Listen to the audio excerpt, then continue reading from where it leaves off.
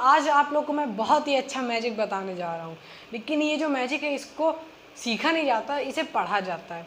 और उस मैजिक का नाम है एवोगैड्रो नंबर या फिर मोल कॉन्सेप्ट। ये क्लास 9th के केमिस्ट्री का 3rd चैप्टर का एक छोटा सा टॉपिक है, मोल कॉन्सेप्ट। तो आज इसके बारे में हम लोग डिटेल स्टडी करेंगे कि ये क्या है, इसमें क्या है और इसका मैजिक क्या है। तो चलिए अपनी वीडियो शुरू करते हैं। यहाँ पर सबसे पहले हम लोग बात करेंगे मोल कॉन्सेप्ट की। तो मोल जैसे एक डज़न होता है, 1 डज़न। 1 डज़न का मतलब होता है कोई भी चीज़ जिसमें 12 यूनिट्स हो। 1 dozen of peoples means 12 peoples. 1 dozen of beds means 12 beds. In the same way ये जो मोल कॉन्सेप्ट है इसमें भी यही चीज़ बताई गई है। एक मोल में जितने नंबर्स होते हैं तो उतना ही हम लोग काउंट करते हैं। जैसे मैं आपको पहले पूरी यूनिट बता देता हूँ। तो एक मोल में 6.022 इंटू 10⁻23, मतलब कि 1 mole of peoples means 6.022 into 10⁻23 peoples. 1 mole of bananas means 6.022 into 10⁻23 bananas. 1 mole of anything means this number. ठीक है, तो ये होती है ये मोल इसको कहते हैं। ये जितने भी यूनिट्स हैं, जो नंबर है, इतने यूनिट्स एक मोल में आते हैं। अब ये जो नंबर है, इस नंबर को हम लोग एवोगैड्रो नंबर भी कहते हैं। इसी नंबर को हम लोग कहते हैं एवोगैड्रो नंबर।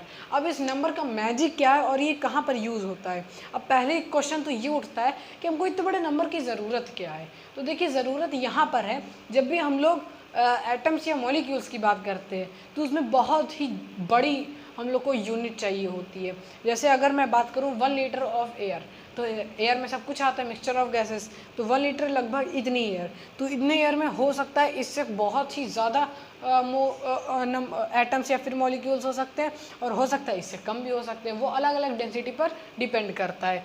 तो यहाँ पर हम लोग एटम्स एंड मॉलिक्यूल्स के लिए मेनली इसको यूज़ करते हैं।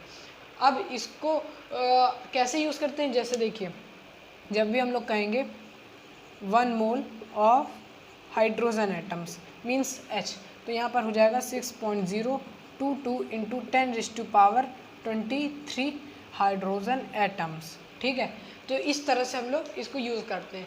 या फिर अगर आप लोग इस नंबर को नहीं डिनोट कर पा रहे या फिर इसको नहीं लिख पा रहे, तो आप डायरेक्ट भी इसको लिख सकते हैं कि कितने मोल्स हैं। जैसे अगर हम लोग बात करें 1000 लीटर ऑफ एयर में कितने मोल्स आएंगे या फिर कितने एटम्स आएंगे, तो उसके लिए आप जो है पूरा कैलकुलेट करके या तो फिर डायरेक्ट इस तरह का नंबर लिख सकते हैं, या फिर आप उसको मोल में भी बता सकते हैं कि इतने मोल्स हैं।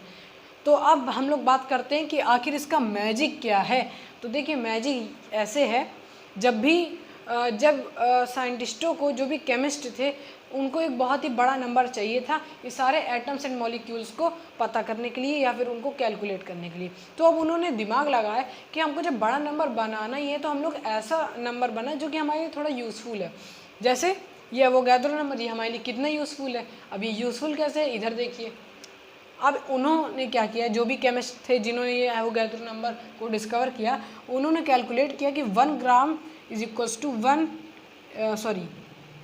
1 gram is equals to 6.022 into 10⁻23 unified mass, या फिर AMU भी आप इसको कह सकते हैं, एटॉमिक मास यूनिट।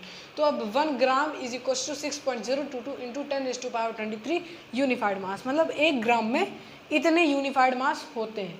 अब इससे हमको क्या यूज़ हुआ, अब इसको देखिए। जब भी हम लोग के पास मास वाले न्यूमेरिकल्स आते हैं कि इतने मोल्स हैं तो उसमें उसका कितना मास होगा, या फिर इतने सारे मोल्स हैं या फिर इतने सारे एटम्स हैं तो उसका कितना मास होगा, तो उसके लिए देखिए यहाँ पर कितना इजी है। Mass of 1 mole of oxygen atoms is equals to, अब एक ऑक्सीजन एटम का, जैसे यहाँ पर बात करते हैं पहले, मास ऑफ 1 ऑक्सीजन एटम, यहाँ पर O2 की नहीं, यहाँ पर मैं सिर्फ O की बात कर रहा हूँ, सिर्फ 1 ऑक्सीजन का एटम, तो उसका मास हम लोग को मालूम है 16 यूनिफाइड मास। अब जब आपको कैलकुलेट करना होगा मास of 1 mole of oxygen atom, तो आपको कुछ करने की ज़रूरत नहीं है, बस डायरेक्ट लिख दीजिए 16 ग्राम। कितना इजी था, मतलब कि 16 यूनिफाइड मास अगर एक एटम का मास है तो 1 मोल का मास 16 ग्राम। इसी तरह अगर यहाँ पर हम लोग बात करें 1 हाइड्रोजन एटम के मास का, तो उसको 1 यूनिफाइड मास उसका होता है। अगर इसी तरह हम लोग बात करें 1 mole of hydrogen atoms is equals to, ये 1 यूनिफाइड मास था तो ये बन जाएगा 1 ग्राम डायरेक्टली। अब कि इसीलिए यही इस नंबर का मैजिक है कि अगर हम लोग के पास बहुत सारे एटम्स दिए हुए हैं, उनको हमारा मास फाइंड करना है, उस मोल का मास, तो सीधा हम लोग को क्या करना है, जो भी हम लोग के पास डिजिट है उसी डिजिट को रख देना है, बस यूनिफाइड मास को ग्राम में कन्वर्ट कर देना है। अब इसका दूसरा मैं आपको मैजिक बताता हूँ कि इसका दूसरा मैजिक क्या है।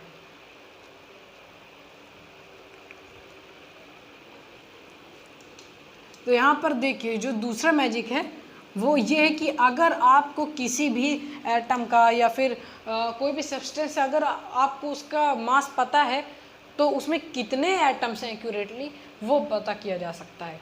जैसे आपको गिवन है 180 ग्राम ऑफ वाटर, अब आपको इसका मास फाइंड करना है, ठीक है। तो अब इसका मास कितना होगा भाई, हमें नहीं पता। अगर इसी नंबर की जगह कोई दूसरा नंबर होता तो आप क्या करते, ये पहले निकालते कि 1 ग्राम में कितने मॉलिक्यूल्स हैं, फिर उसके बाद 180 से मल्टीप्लाई करते, तो बहुत लंबी प्रोसेस आती। इतने बड़े नंबर को पहले डिवाइड करते, मल्टीप्लाई करते, है ना, तो बहुत ज़्यादा टाइम लग जाता। अगर ये नंबर है तो आप क्या करेंगे, आपको मालूम है कि मास ऑफ 1 H2O मतलब 1 वाटर मॉलिक्यूल कितना होता है, बताइए, आप बताइए।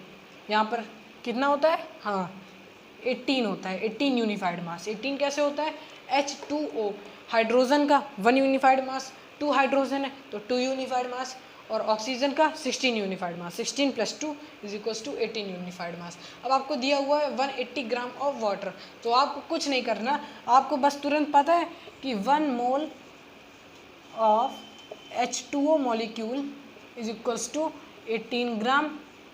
18 ग्राम ही तो होगा, 18 यूनिफाइड मास 18 ग्राम, बस तुरंत डिवाइड कर दीजिए, सिंपल सा है। तो हो जाएगा 180 gram is equals to 10 moles, 10 moles of H2O atoms या फिर वाटर मॉलिक्यूल्स। या फिर आप इसको इस तरह भी लिख सकते हैं 6.022 इंटू 10⁻⁻। अब यहाँ पर देखिए 23 है, यहाँ पर 23 है, लेकिन हमको क्या है मालूम है कि यहाँ पर 10 मोल्स है, तो 10 से मल्टीप्लाई कर देंगे तो हो जाएगा 24 एटम्स। आप इसको 10 मोल्स भी लिख सकते हैं, आप इसको 6.022 इंटू 10⁻24 मोल्स भी लिख सकते हैं। इसी तरह से अगर हम लोग ऑक्सीजन के मोल्स की बात की जाए, जैसे अगर आपको दिया हुआ है कि 160 ग्राम ऑफ ऑक्सीजन मॉलिक्यूल्स या फिर ऑक्सीजन एटम्स, तो आपको मालूम है कि 1 एटम का मास कितना होता है, 16 यूनिफाइड मास होता है ऑक्सीजन का। आपको दिया हुआ है 160 ग्राम ऑफ ऑक्सीजन, तो 1 मोल का कितना होगा 16 gram, 160 divided by 16 is equals to 10 moles, मतलब आ गया 10 मोल्स ऑफ ऑक्सीजन एटम्स, या फिर 6.022 इंटू 10⁻24 ऑक्सीजन एटम्स। तो यही था इस नंबर का मैजिक। तो गाइज़ आई होप आप लोग को ये वीडियो पसंद आई होगी, और जितना भी मैंने आपको समझाया सब कुछ अच्छे से आपको समझ में आ चुका होगा। तो क्यों आप टाइम ना वेस्ट करिए, तुरंत मेरे चैनल को सब्सक्राइब कीजिए, वीडियो को लाइक करिए और अपने दोस्तों के साथ भी शेयर कीजिए, ताकि उनको भी इस एवोगैड्रो नंबर के मैजिक के बारे में मालूम हो सके। तो guys thanks for watching this video.